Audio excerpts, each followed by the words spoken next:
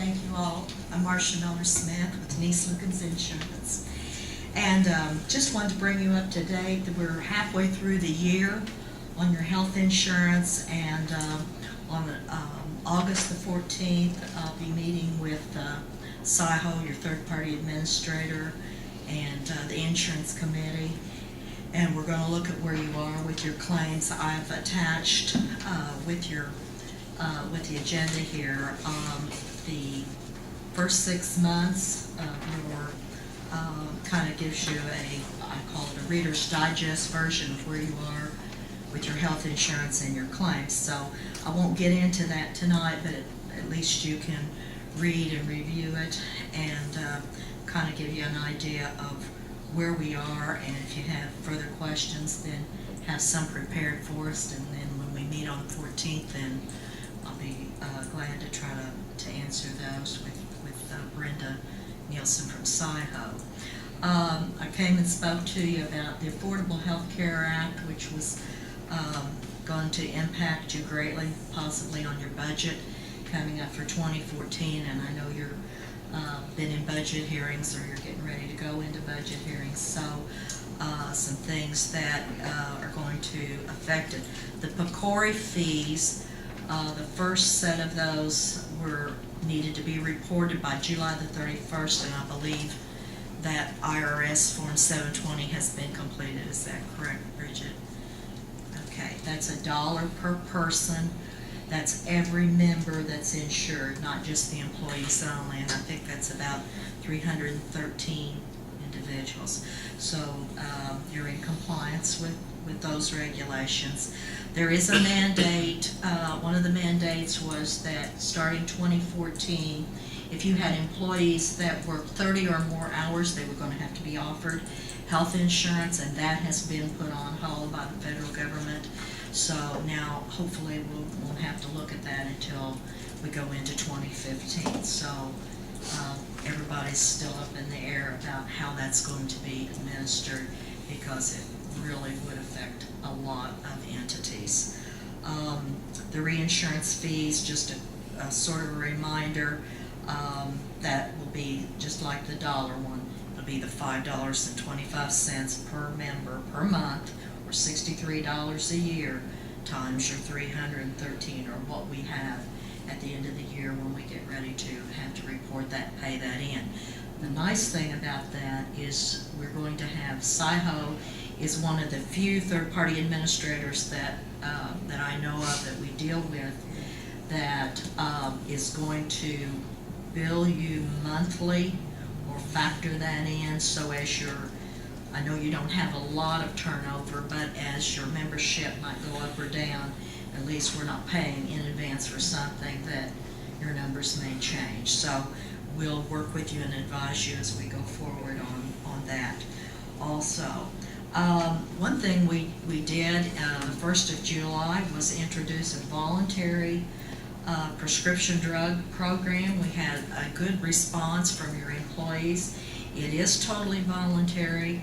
It is a win-win situation for both the city and your employees, in that they can purchase maintenance drugs or formulary name brand drugs. There's about 600 drugs on the list. They can purchase those at a zero copayment, and in turn then the bill is billed back to the city, just like SIHO would be billing from your prescription drug folks. Let me give you an example. Nexium for a 90-day supply costs about $300. I'm just going to use some round numbers here. About $360. If you purchase it through Canna RX, the employee would be paying a zero copayment. They will be paying nothing. The savings that you all would see would be about $168 versus about $330, because remember, they've got a copay right now. I think it's $35 is Bridget for a tier 2. Because we just changed your copays on your prescription drug this last renewal. So that's a tremendous savings. It is totally voluntary.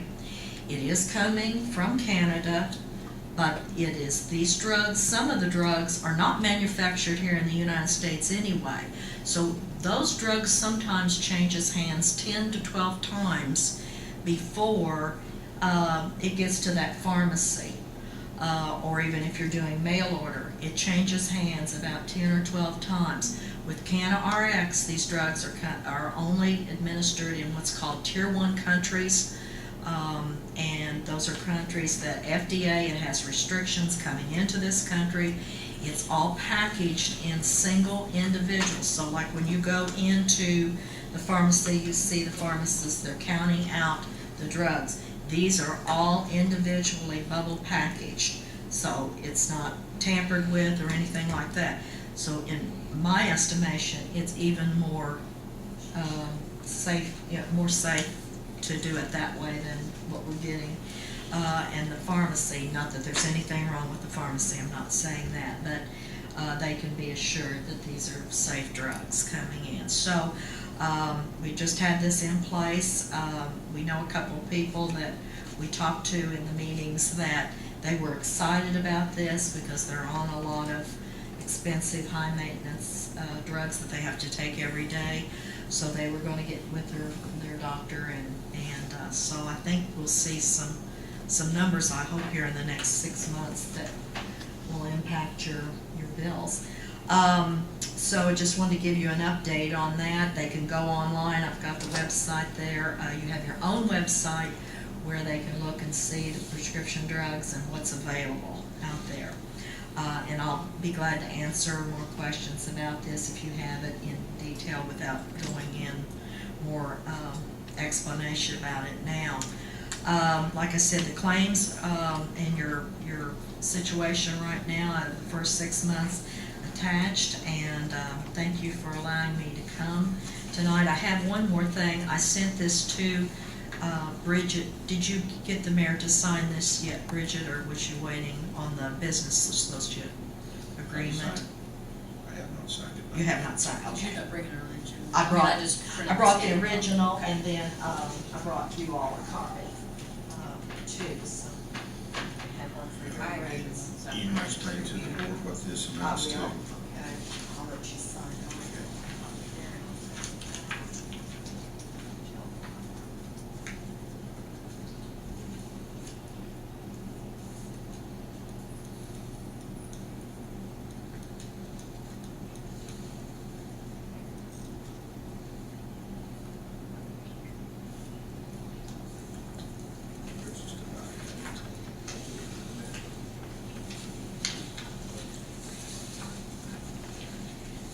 This is a revised, it's called a revised business associate agreement with healthcare reform. There has been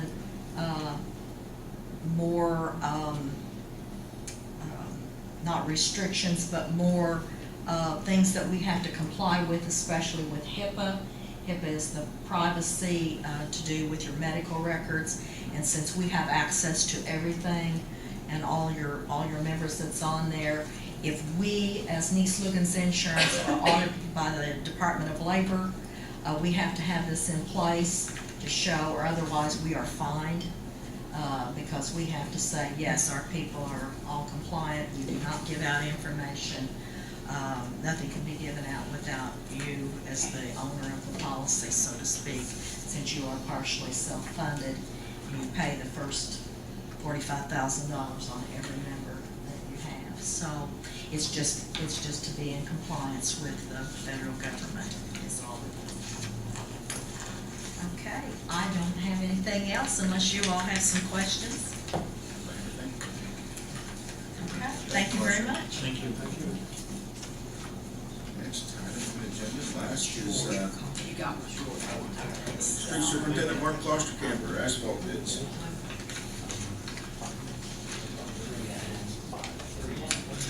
You saved the best for last. Each of you in your packet should have received a copy of proposed bid specs for paving for the 2013 season. You'll notice on the notice I don't know if you've made a decision, but your meeting is scheduled for Labor Day for the city website. I hope you're not meeting Labor Day evening.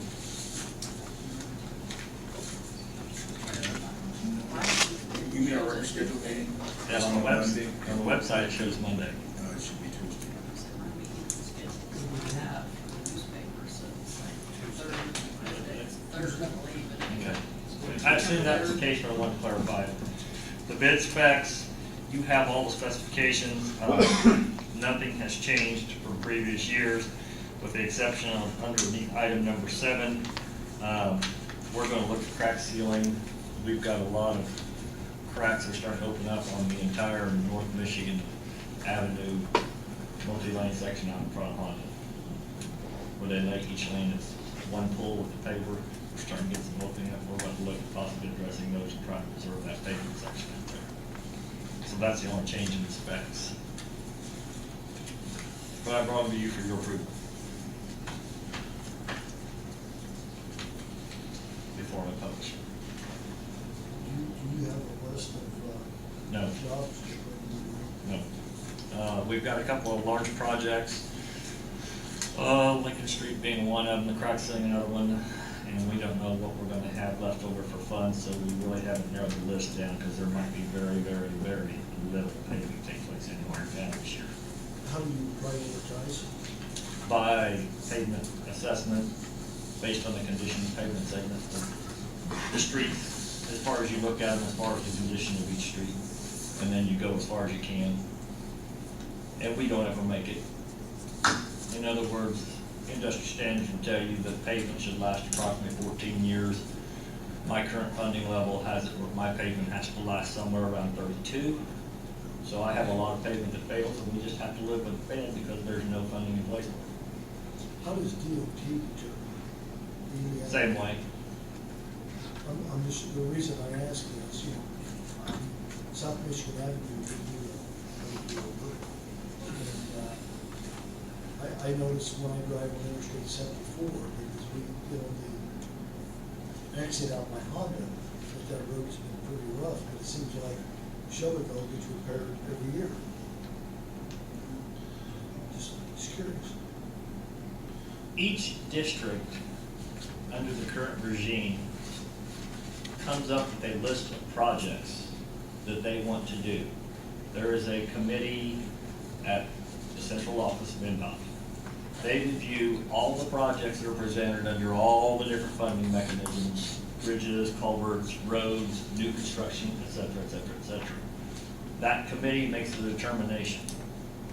So there is a possibility that they could decide to spend all the money on I-69 from Evansville, 31 north. and decide to put any money into the Seymour district. It used to be allocated to each district had so much funds. There are no funds committed now whatsoever to any district. And the Decatur Shelby County line on 74 is the break between the Greenfield district and the Seymour district. How it's done, I can't tell you. But that's how it's a basic overview.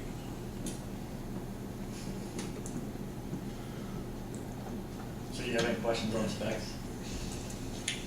So they're acceptable to go ahead and publish in the paper. Now, the Main Street project we're talking about is the one block that we didn't do with Lincoln Street. They did, and we didn't resurface south. We have some range problems there that we will address. We problem those every year. So are we responsible for Michigan Avenue, or is the state responsible? State is responsible for Michigan Avenue. We're responsible for this? Yes, it's not state route. It's not state route. It's not state route. It's State city Road 3 was moved to the bypass. Don Meyer, Gotcha. to wherever. Okay, So I entertain a motion to accept Mark's bid specs. so moved. Any further discussion? Hearing none, all those in favor say aye. Aye. Opposed, same sign. Motion passes. Thank you, Mark. Man, I'm on time today back here. I'm gonna get my knees kicked out from under me, I heard. You got to get the next item too. The next item was approached by Marcy Marhanka, there is a group, I think it's a couple of churches, there also had a third church within the community that's interested. They call it the Community Yard Work Mission. One day a month, they pick a public site, and they simply all meet there and pull weeds and clean up and do whatever they want. And she approached about wanting to take over or make an effort to try to clean up a couple of the flower beds on the west side of the square. It's just kind of their way of contributing to the community, and they run out of places to go, and they'd like to go up there and work on a couple. And we've had our summer help up there a couple of times, but I thought if they were willing to do it, we'd let them come in and go at it. Absolutely. But I thought I'd bring it before you to make sure that was okay. Counselor, does it require any sort of liability release?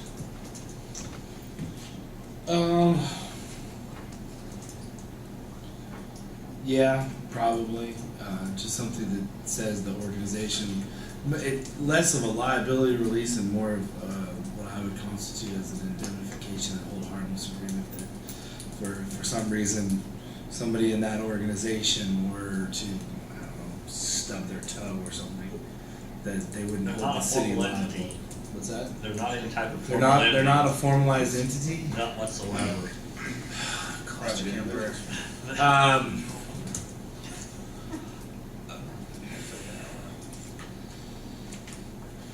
If it's not a formalized entity, the difficulty will be in how do you police that? Yeah, we don't want to do it. Yeah, I mean, you'd have to request, if you wanted to go that route, you'd have to request indemnification agreements from each person who's going And that's to do that. terrible, because somebody's trying to do something nice for you, you have to sign off on it. So,